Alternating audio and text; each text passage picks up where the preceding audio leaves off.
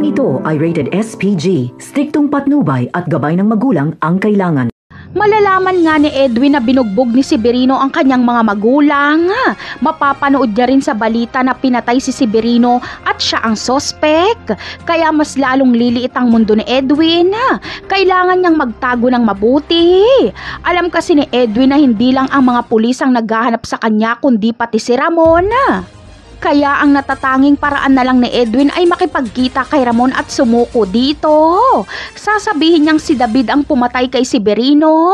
Agad namang maniniwala si Ramon kay Edwin dahil akma ito sa pangalan na binanggit ni Severino.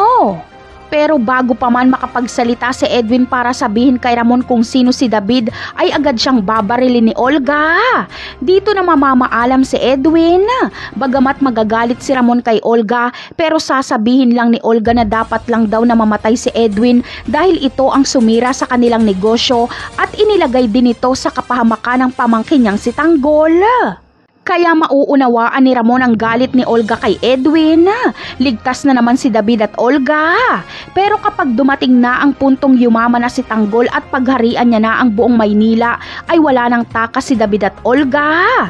Dahil magkakaharap mismo si Tanggol at Ramon at dito na nila makikilala na mag-ama pala sila.